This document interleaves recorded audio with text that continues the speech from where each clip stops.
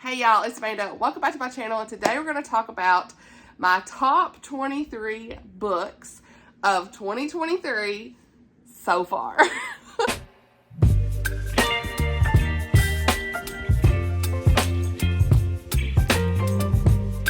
So last year I did not do a mid-year, here's top book so far this year, but several people do this, and I really want to see what changes at the end of the year versus now. So yeah, let's just talk about these books. I rated 30 books 5 stars, so I've narrowed it down to just 23. Just 23? I know. Get your coffee, tea, snacks. So first we're going to dive into contemporary romance. No particular order, but first we're going to talk about Turn to Me by Becky Wade. This is book 3 in the Misty River series. I love Becky Wade. The series, amazing, 5-star series overall. It has just such great faith elements, really realistic characters, real stories, and her characters are relatable. Beautiful. So Turn to Me is the 3rd book in the series. It's the final installment, and we have some novellas, but main books are Stay With Me, Let It Be Me, and then Turn to Me. And this is just the greatest Christian romance series for me. Stay With Me is my favorite in the series, but this one was also very special because the main guy is Luke and our girl is Finley. And Luke, he is in jail. He has had just a rough life, and you know, he's been away from his family for a while, and we see his transformation throughout this story with her. And he gets out of jail. He had promised her dad, who was in jail with him, that he would help her go through this treasure hunt in a way, piecing together these different clues from her father, and he had passed away in jail, so that's kind of like a promise to her dad before he passed away. Ends up meeting up with Finley after he gets out of jail, talks to her about all of this, and they work together to piece together all these different clues for this like treasure hunt from her dad. And the story goes on from there. So yeah, Luke and Finley are just a delight from page 1. I love them together. Relationships are real, raw, beautiful. The banter, you laugh several times in this book. I remember laughing a lot in this, but it was also very serious as well. Both of them have been through some very hard things, and they're just made for each other. So yeah, I love this so much. If you love a good Christian romance series, you've got to read the Misty River series. If you haven't already, I'm begging you all, read it. It's so good. Then we have Turn to Me. Okay, start over. And then we have My Hope Next Door by Tammy L. Gray. I love this book so much. It was raw, real, emotional. It took me through it, y'all. I cried several times. This book, especially at the ending, there's some very redemptive moments that will just break your heart, but also restore it at the same time. Everything was happening in this. So this follows our main girl of Katie, and she has had a really hard past, a drug addiction, all these things. She's made a lot of mistakes in the town that she previously lived in, but she is back, and her ex-boyfriend's causing trouble. Her ex-friends are just like, what are you doing here? They don't believe she's changed. Her family doesn't believe she's changed. But there's this guy next door named Asher, and he is amazing. He is the best guy. Okay, and he has got some own things that he's got some of his own problems he's having to work through with his church. But they both are just like perfect for each other. You know, he's helping her, she's helping him, and they just come together. And it's just a beautiful story of redemption, grace, faith, love, all the things. And just true hard subjects, but done in such a redemptive way through the Lord. Love it so much. I mean, I truly related to some of the things that were going on here as well with her and her parents. That was hard, and you know, they had lots of arguments, and you know, she's just trying to be a new person in the Lord in this, and nobody would really trust her or just understand what she was trying to do. And she's back home because her mom is sick and all of that, but just don't treat her very well, and she's just trying to figure everything out. And Asher is just the best guy, and like I said, I don't know what else to say. I've talked a lot about this before, but it's just such a great book. I'm just holding out on book 2 because I know it's going to take me through it. I want to read book 2. It follows some other characters from this series, and I know it's going to be another emotional ride, but I'm here for it whenever I get there. I just got to get there first. But again, there's a great Christian romance read. Highly recommend. And then we have Positively Penelope by Pepper Basham. You already know I love Pepper Basham's writing. Anything she writes, I'm going to buy. She's an auto-buy author for me, just like Tammy L. Gray and Becky Wade. So, yeah, just talking about all my favorite authors here. But this book, I don't have it in my possession yet. It ain't out yet, y'all. This is your reminder to get the pre-orders in because it comes out August the 1st. Love this cover. But it is book 2 after Authentically Izzy. So, the covers you can see match. But I loved Authentically Izzy last year. Definitely top 5 of the year last year for sure for me. And we're back at it with Positively Penelope in book 2, and I love this series, y'all. This series is truly like home for me. It just, everything in this just makes me so happy. And I don't know, it's just like that feel-good book, and we need so many feel-good books right now in this world, right? So yeah, in this one we are following Penelope Edgewood, which you have met in Authentically Izzy. That's her cousin. And we see the continuation of an epistolary style novel. There are not as many of the back and forth of the emails as there are in Izzy. So I know for some of you, the texting back and forth and the emails can be difficult. So I want to mention that. For me, I love that type of stuff, so it's fine. Audiobook, honey, same narrators are going to be narrating it that did Izzy, and they did a phenomenal job. So FYI, pre-order it if you want the audiobook, honey. It's going to be the same narrators. I found that out. So yeah, but I read this on my Kindle and I loved it so much. I had an advance order copy. I'm so thankful that I got to already read this because I just love these characters. Izzy was like the perfect book for book lovers. This one is still a great book for book lovers, but also a bonus point here for anybody who's a movie lover, because the number of movie references in this, amazing, okay? We got Julie Andrews, The Sound of Music, Grease, Cinderella, Rambo, like everything, honey. There's so much in this. I just have to thank Pepper for just the best in these magical stories. She just brings it to life. And by the way, she has a YouTube channel, so if you are not following her, I'll link down below. Make sure you subscribe. In this one, we are following Penelope. She travels to the Scamarian Islands to be an intern for 3 months at this theater that's there. She's helping in marketing, which your girl works in marketing. So, hey, I was here for this even more because of that, because I love a good marketing job in a book. That's just another buzzword for me because I love that stuff. And she's like helping with their social media and just trying to get this old theater back on its feet. And I love what she's doing here. It's great. And so she ends up meeting this guy, which, you know, there's a man, hey, like Christy says, it's a man. But in this one, we got 2. So it's like, what's going to happen? You don't know, right? But we got Matt Gray and Alec Gray. And so it's kind of a little bit of that love triangle. Not a lot, but just very mildly here. But we see that her with these 2 brothers who are owners of this place. She primarily is working with Matt and his 3-year-old daughter, which I love her. Sometimes she sees Alec and all this stuff. And then we see her working with his sister Gwen. Together they just make up this really great group of people that are working on this theater to try to save it. And that's where Penelope comes in. So she starts working on all these things, her marketing, all this stuff, all her expertise, and the story goes on from there. And we just see so much fun and laughter and great references. And I just had a great time with this. We do get to see some messages from Izzy and Luke and Josephine, which again, Luke is getting his own story. Loyally Luke. Cannot wait. I love Luke. Luke has his own fan club. We all love Luke, right? What really makes this book, for me, it was like, the characters, they continue to shine off the page. They're just so much fun, full of joy, and it's all I need, okay? So yeah, if you love theater, fairy tales, you know, just great characters, and just these really good feel-good stories, this is for you. So get that pre-order in. Baker Bookhouse is where I ordered mine. I can't wait to get it in the mail. I'll be showing it here. It'll be on my shelf up there, right there with Izzy. Alright, so I think that's all of the contemporary romance. I hope I didn't miss nothing, because some of these I don't have physical copies of, but we're going to keep going. We're going to talk about a smaller group here, retellings. I'm so excited about this, because the first retelling that I read this year that made me fall in love with retellings, and that is Castle of Refuge by Melanie Dickerson. It just truly, I related to this character. It's an ugly duckling retelling. I've read all the way up to book 4 so far in the Dare Cocktails, and I love them so much.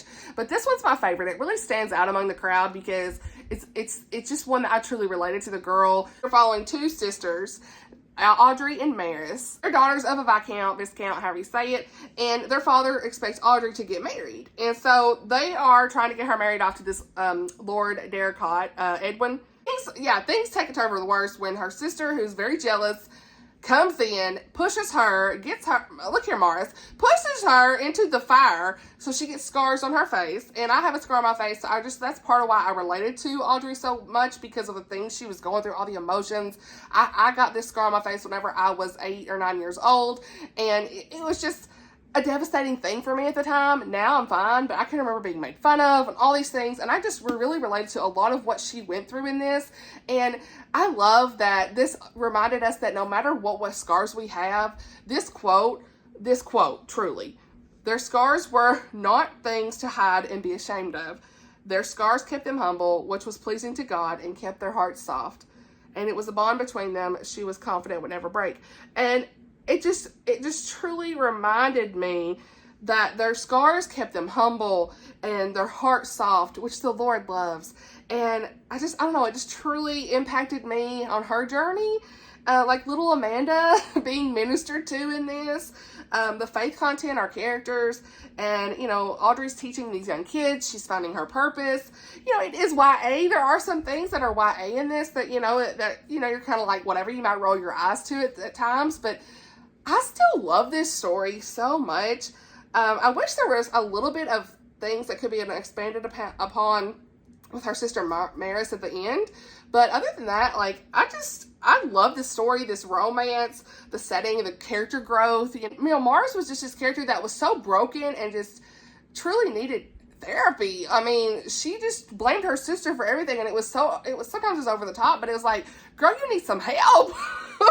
And she just really needed the love of the Lord in her life. I would love to see like a short story of redemption in her, and in a way, because no matter what we've done, we're all worthy of redemption in the Lord, and I would love to see a short story on that. But yeah, I highly recommend this. 5 out of 5 stars. If you love retellings, this is one to go for. This is book 2, so I do recommend reading book 1 first, because this did spoil a little bit of some things that at the end of book 1. So book 1 is Court of Swans, and I liked it. Okay, I give it 3.5 stars, but this one's my favorite. So yeah, this whole series is just a great series overall.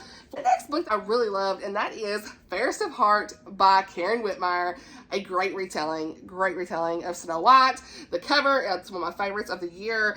It's the first book in a new series, the Texas Ever After series, and first book by Karen that I've ever read, and I loved it so much.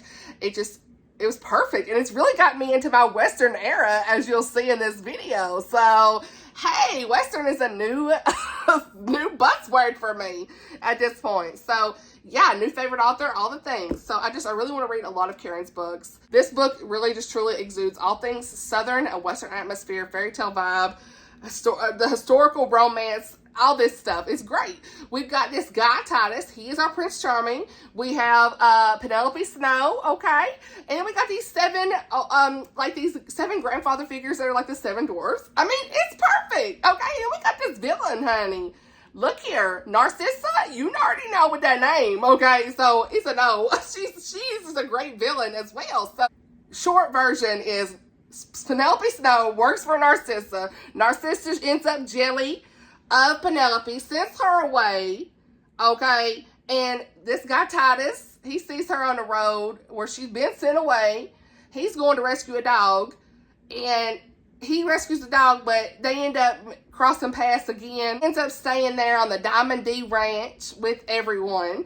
And, you know, she's just living her life at this point. But then things, of course, you know, Narcissa finds out. Like, she finds out about Penelope, and it's like, can Penelope hide from her forever? Absolutely not. And then things go on from there. So it's like, she's just trying to live her life. Narcissa, she's jelly.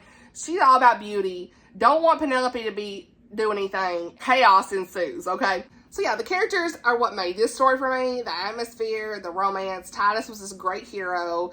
And really, like, the 7 grandfather figures was, like, for me, because they were just precious little beans. I love them so much. If you like retellings, this is one for you, okay? All right, next we're going to talk about biblical fiction. I hope I didn't miss anything on the retellings, but we're going to go with it. So, biblical fiction, Count with the Stars. This is like, is this the first biblical fiction I've read? I can't remember, but it's amazing. I have not read that many, and every time I pick one up, I generally enjoy it. But this one's the one that stands out for me this year by Connilyn Cossette. I love this so much. I can't wait for her new release. I'm going to read it soon.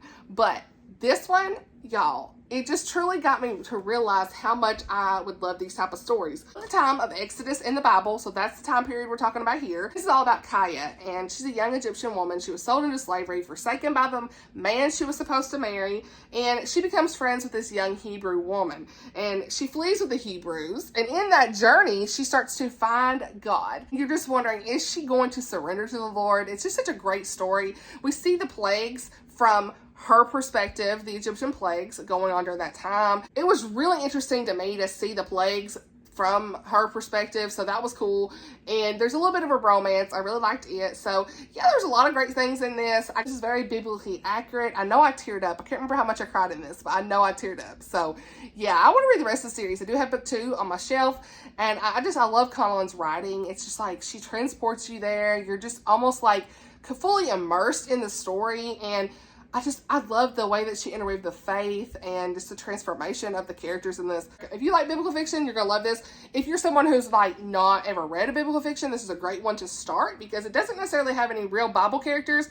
And for some, I know that that's important. So yeah, this one's just a perfect one to get you started in biblical fiction in my mind. And now I'm throwing this in the biblical fiction section because it is like a story of end times. But this is the Left Behind series, and I started my journey in the Left Behind series in January of this year. I'm on book 3. I'm going to lump all 3 of those into this discussion because I have given every one of them 5 stars so far. This is so emotional, faith-filled. It's an end times, just an end times story that was written almost 30 years ago. We have biblical prophecy that is continuing to just show us what end times could be like. This series continues to encourage my faith and in my walk with the Lord. A lot of you all are familiar with this series. I feel like I'm one of the last people to read it, but it's a very lengthy series. I don't remember if there's 13, 15 books. I think there's some from like prequels and all these things. It's just a very popular series. There's been movies made, all of that stuff. But in this one, the first one, we follow Rayford Steele, and it starts off with him, and he's a pilot piloting his plane, and rapture happens, and people disappear. Their clothes are left behind, and then the people that were not believers in the Lord,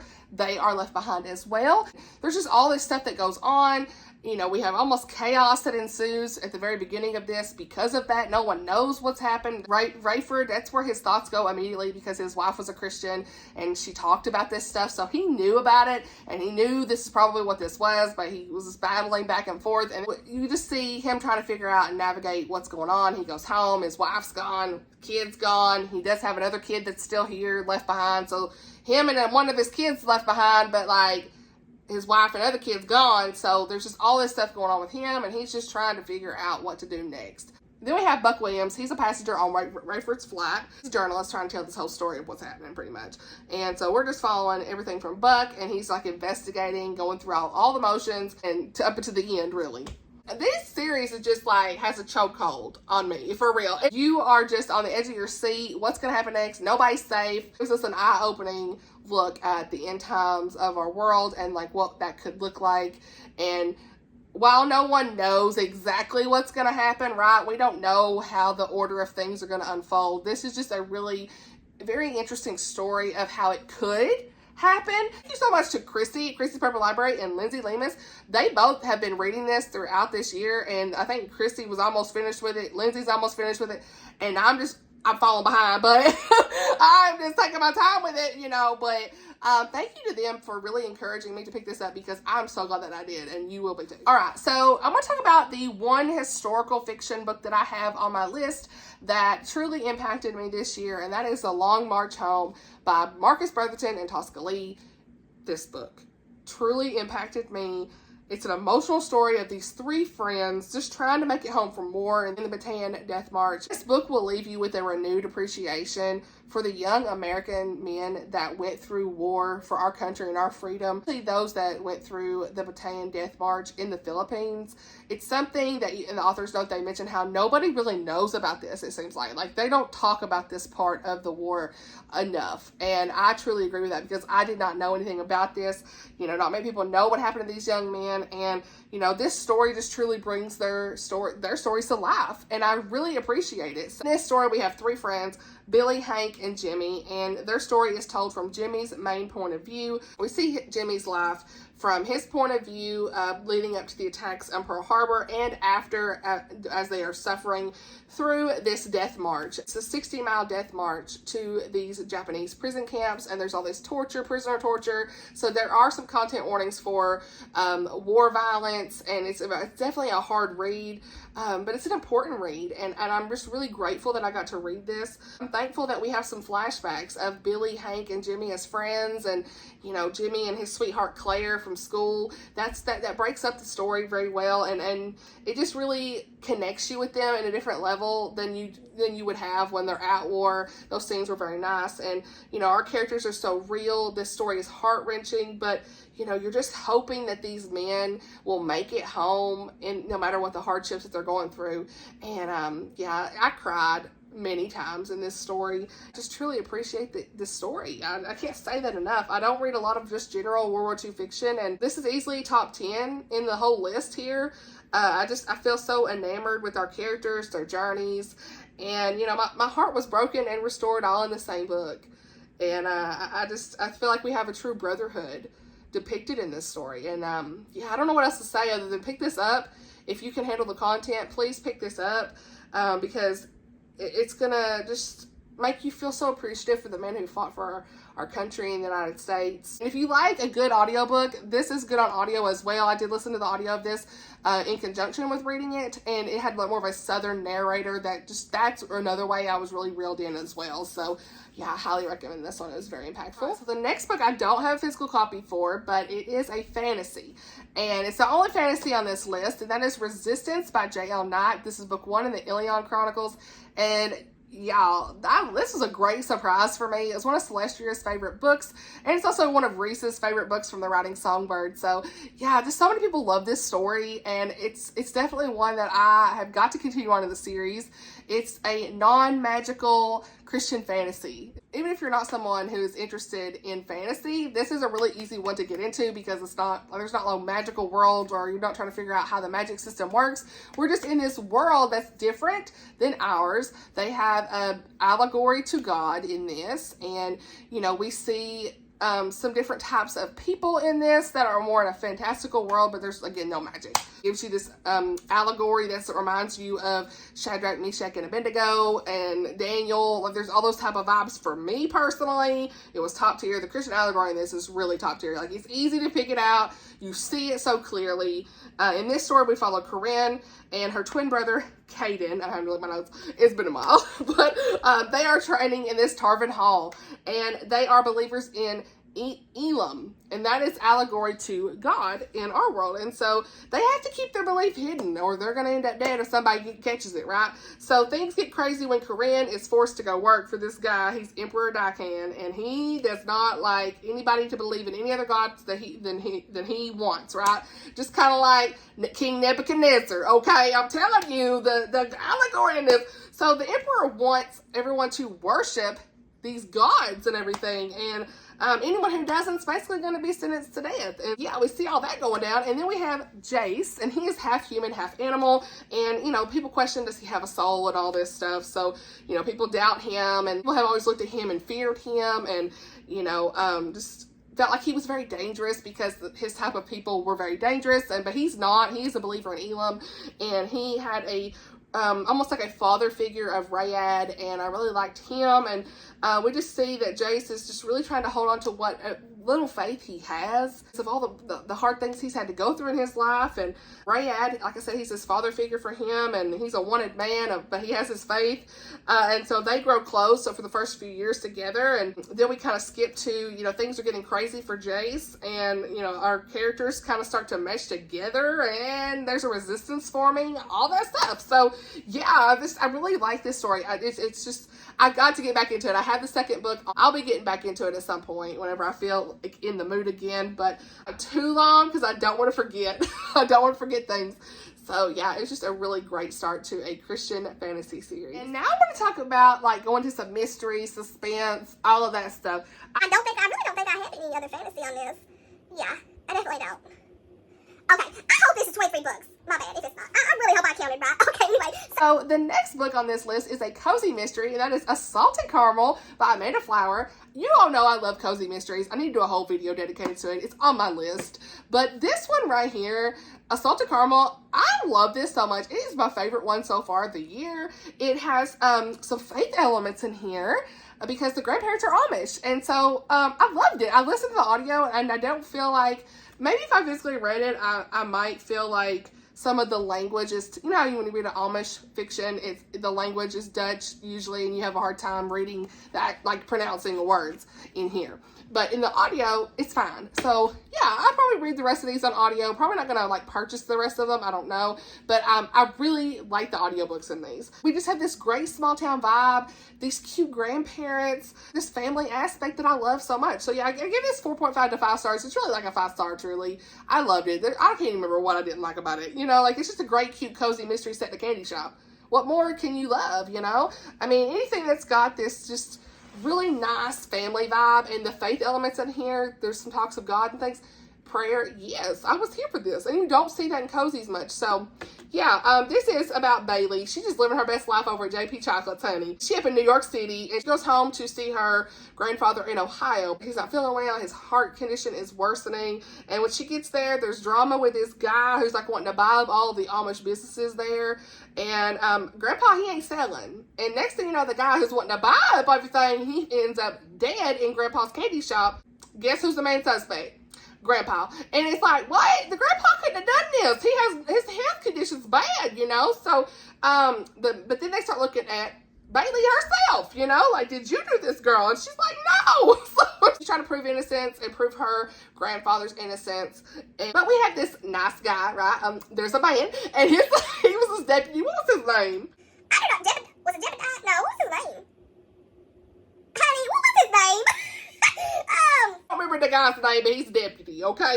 And I really liked how the deputy and Bailey would like talk about his story and how he was tied in with her grandparents. That was nice. If you like a good cozy mystery, pick this up. It's clean, got a little bit of faith in it, and I'm gonna keep reading this series. It was good. Theme of mystery, we're gonna talk about Jamie Gerard.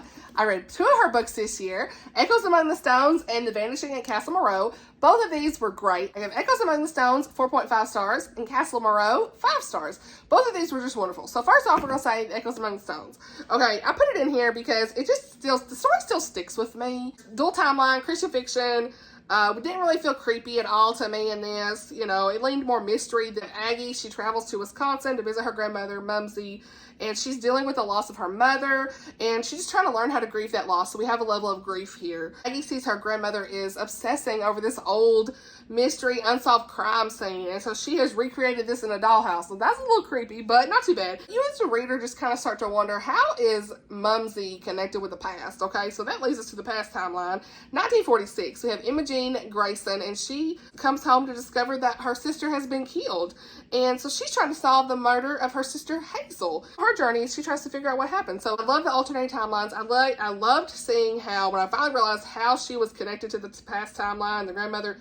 Wow, I love the faith in the end surrounding grief. One thing I quoted here was, don't let grief tie your years up into a lifetime of regrets. Let the good Lord take care of your aches and heal you so that you don't miss out on the good, on the blessing he hides in the middle of all that hurting. Thank you, Jamie Jo. Amen. And we have got The Vanishing at Castle Moreau, and I'm pulling my notes, but this is a mysterious castle, a long-kept secret, and an ending that's going to leave you like in tears, okay? Because I was in tears. Left you with so much hope. The ending was beautiful. I did not see what was happening. The secret that these people are trying to keep in this castle, honey, what? So, yeah, I feel like her endings have this great reveal, and they leave you with so much hope. This quote made me cry. A sisterhood that is greater than fear, and a holy strength that conquers evil. Yes, it's been my friends, honey. We have a sisterhood. But if you like mysterious castles, gothic vibes, dual timeline, a century-old mystery, great characters, a little bit of romance. This did have more romance than the other book. Okay, we have this 1801 timeline, and there's like this short updates with that from this perspective called The Girl. So you're trying to figure out who's this girl. And then it appears to be like people that originated the castle, okay? Then we have 1870, where this girl, orphan girl Daisy, she takes a job as a housemaid at the castle. And she meets this gothic authoress, so she's an author, who appears to be hiding things about the castle. And so Daisy's like piecing all that stuff together. He also has a small romance that kind of starts to bloom. And then we have present day, and Cleo Clemens is hired by this woman's grandson who lives at the castle, okay? So he wants Cleo to help his grandmother at the castle with all her hoarding and stuff. So she's hired for that purpose, but there's more than meets the eye for Cleo there. She's trying to figure stuff out. She kind of has a romance blooming as well. And she's trying to uncover the secrets of the castle too. So Daisy and Cleo in both timelines are trying to figure out the mystery, basically, of what's this castle hiding, okay? This wasn't too creepy for me. Some parts are a little unsettling, but it was fine. You know, there are mentions a little bit of child abuse, but it's very off-page. The creepy level just kind of reminds me, honestly, like, you know, like the stories from Are You Afraid of the Dark? Y'all remember that show? Yeah, nothing too scary, but like kind of like that creepy vibe of like, something's moving over there. Who's behind the door? The doorknob's moving, but nobody's here. Like that kind of not, you know, shadows in the dark, that kind of stuff. It's not that bad. I didn't feel like it was bad. So, pretty kind of easy. So, this was good. You know, I really liked it. It was not that bad. So, I cannot wait to dive into more. The ending of this was what just did it for me. So, now we're going to get into more of like the romantic suspense here. Okay. Counterattack. Gotta get my notes up. Okay, I've been filming over an hour, y'all. Look at me. I'm crazy. Counterattack by Patricia Bradley is the first book we're going to talk about here. Okay, great characters, non-stop action, a small town that you're going to love, a second chance romance you're going to root for, all that stuff. Okay, it's the first book by Patricia Bradley that I have read.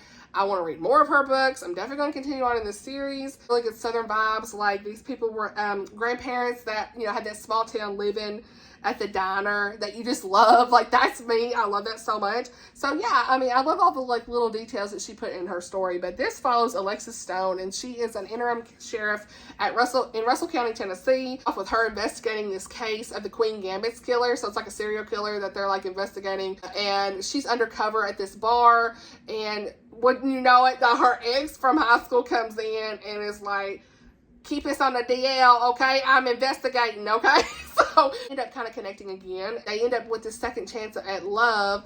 I solved a case together, and Page Turner fast paced. I had to have fast paced in my romantic suspense. Like, I get bored. So, it's like, I need a fast pace, and this is fast paced. Short chapters, love that. Very bingeable. Pick it up, okay? Content warnings. There are some parts of like the serial killer portions that might be a little unsettling for some, and like mentions of like the dark web and things, but it wasn't bad. It was fine for me. But I just want to mention that, you know, because I always try to tell y'all content in books. So yeah, what I want to talk about is the Annie Peterson series that is by Colleen Coble. So the first book being Edge of Dusk, and the second book being Dark of Night. And Dark of Night I liked better than book 1. So that's book 2, and book 3 comes out in July. That is The Break of Day. So we've got so much going on with the series, but I'm so excited to listen to the next book in the series. I listened to both of these on audio. These were recommendations from Moshina, and I'm so glad that I read these back to back. They were just so fast paced. So much going on. Lots of family drama as well, and I like family drama and stuff sometimes. For the sake of this video, I will talk about book 1 because I don't want to spoil anything, but Annie Peterson is this law enforcement ranger who her life was changed forever when her little sister was kidnapped, okay? So she's been through all this trauma, and then she had a loss of her husband, and her parents were in a boating accident, so there's all this sadness that she's been through. So she's been through all of that, and then they discover some remains that open up some cold cases, another dead body, and that starts a new case, and just all these investigations start taking place. And her first love, John, he comes back into town, and he kind of seems like a suspect in one of the cases, so he's trying to clear his name while he's also rekindling an old flame. So John's a great guy. You know, the narrator is what really makes the story, though. Like, truly, the narrator. If I physically read this, I don't know that I'd be so, like, into it, but that narrator does such a great job, and there's all this tea left and right in this story. I'm telling you, the drama with 35%, when the drama comes in book 1, honey, you'd be like, what? You're so invested, I need to know the tea. Good romantic suspense, so I'm ready for book 3. So read this. Another book that's a favorite of the year for the mysteries is The Murder of Roger Ackroyd. Y'all, I already talked about this, so I'm gonna be very brief, but I loved it so much. It just truly had me immersed. I love the characters, love Moreau. We're trying to figure out how this guy, Roger, died. You know, his fiance committed suicide. Next thing you know, he's dead. And everybody's like, what happened to Roger? And we've got this guy, Dr. James Shepard, I want to say was his name. And he's helping Moreau investigate this. So there's all these suspects. You're like, who was this? Was it all these different people? And you have no idea who the murderer is, as usual in Agatha Christie. And I'm going to tell you right now, this is the best one I've read so far. I've only read 2 others, so who am I? But yeah, everyone says this is her best, and I loved it. I truly loved it, and I just, the ending shocked me. The ending is what makes it 5 stars. If you're looking for a good Agatha Christie, this is it.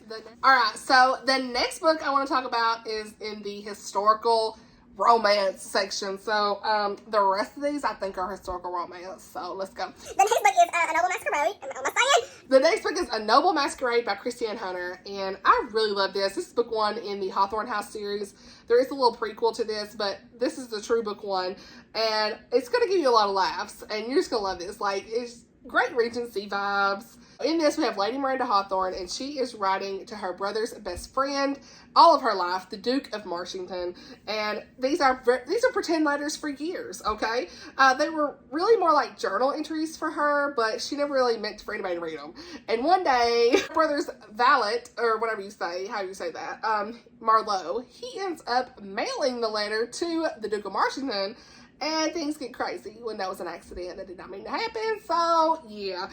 Everything goes on from there. So, she finds herself having these feelings for two different men. And one she's never met. And then the valet, whatever you say.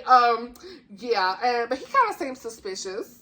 And Miranda's like, what am I going to do? So, yeah, there's all this to happen. But it's just a great, lighthearted Christian historical romance. I loved it. You got Regency balls, high society life, all that stuff. So it's good. And you're going to laugh a lot, like I said. What I want to talk about is Forged in Love by Mary Connilly. This is book 1 in the Wyoming Sunrise series.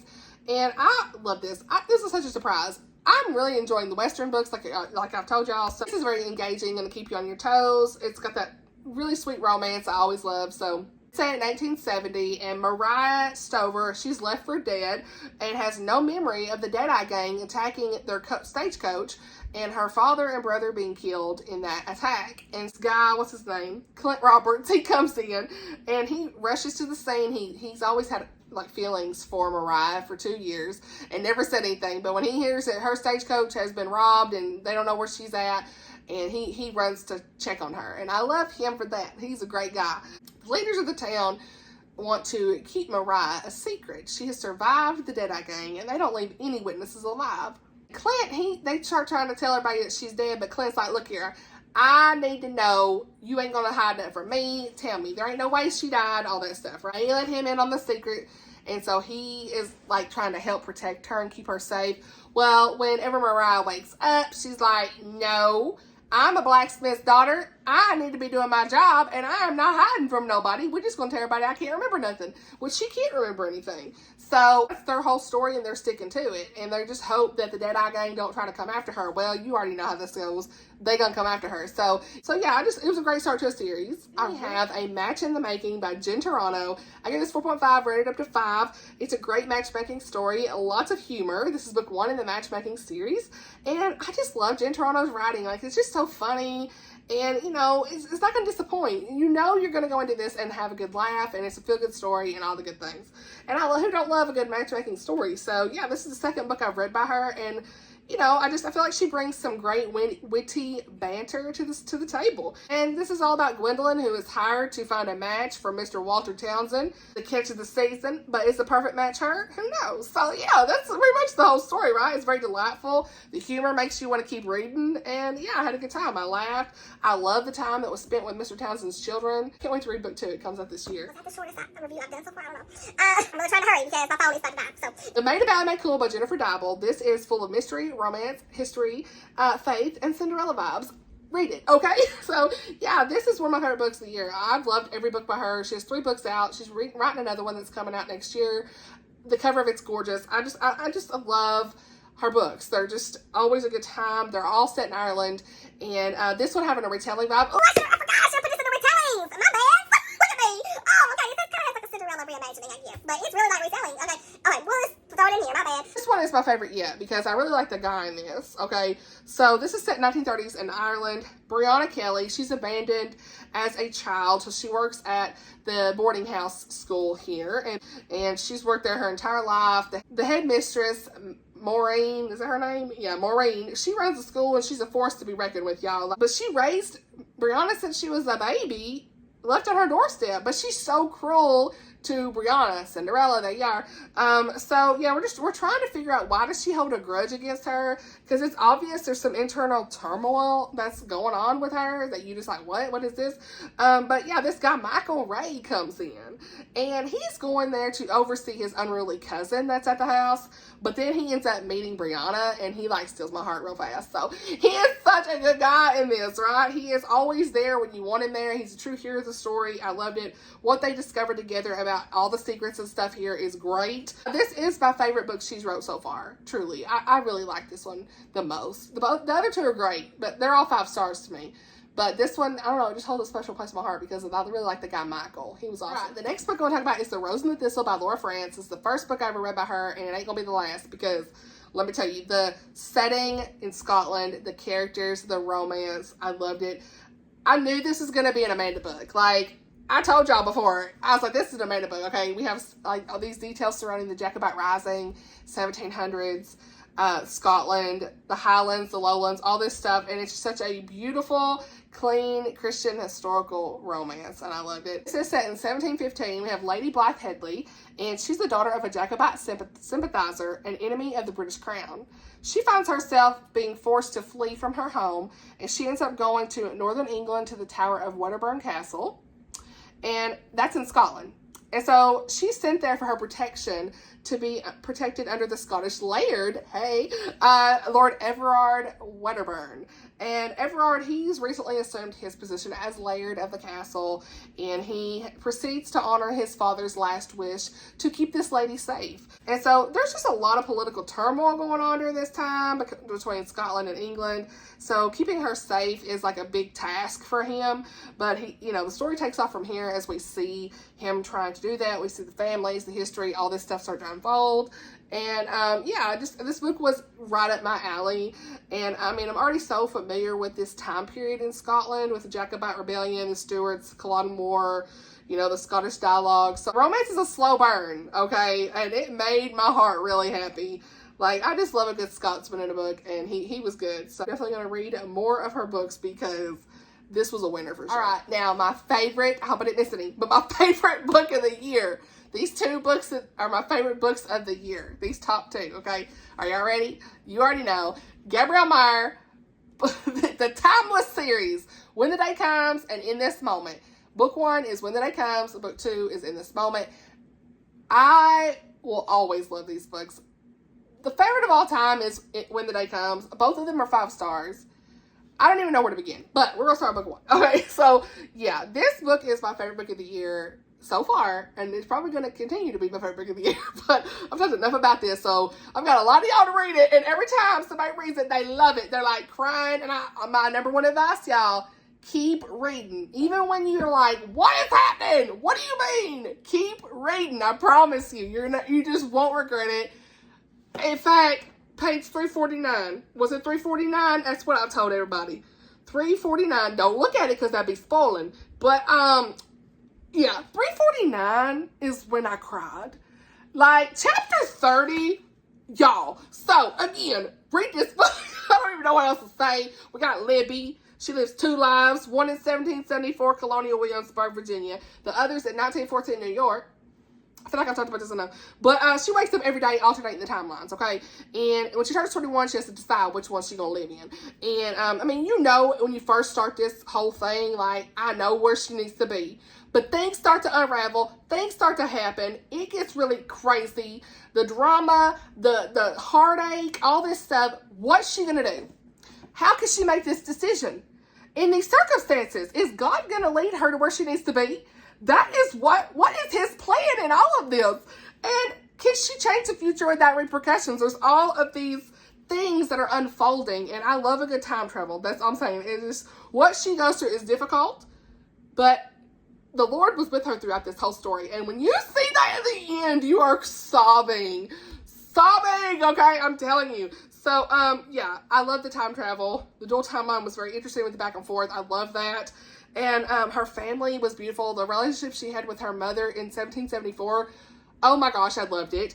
And I truly had no idea. What would you do in this situation? I mean, what can you do? And, I really feel like she had to trust in the Lord and for the best path for her. And the twist here, I did not see it. I did not see the end. I did not see none of it.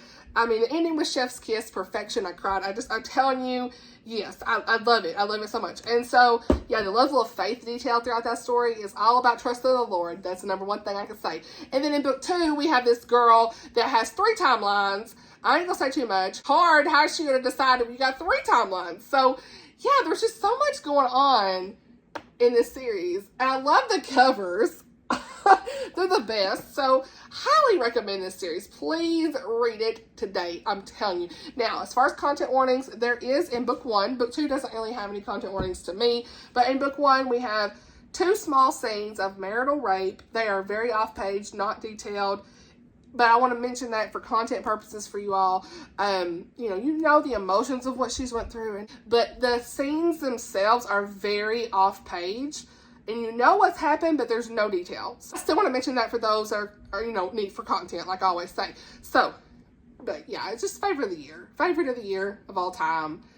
And this was truly the book that got me to realize that I didn't need Outlander anymore. This is it. This is it. You know, if you ain't seen the convictions discussion, I'll link it. But yeah. I hope that I didn't miss a book. I think that's it. I'm looking at my list and I think I got everything. Yeah. I hope it was 23 books. If not, I might change the title of this video. I think it was. Okay, I think it was. So, if not, hey, those are my favorite books of the year. Let me know your favorite books of the year. This video, I've been filming for almost 2 hours. I'm going to have to really cut down. I just love talking. But there's timestamps in almost every video that I have like this. So, that's long, lengthy, all that stuff with book reviews. I gotta have timestamps because reasons. So, anyway, I am about out of my voice. I've got my water. I love you all so much. Thank you so much if you made it to the end of this video. Thank you for watching.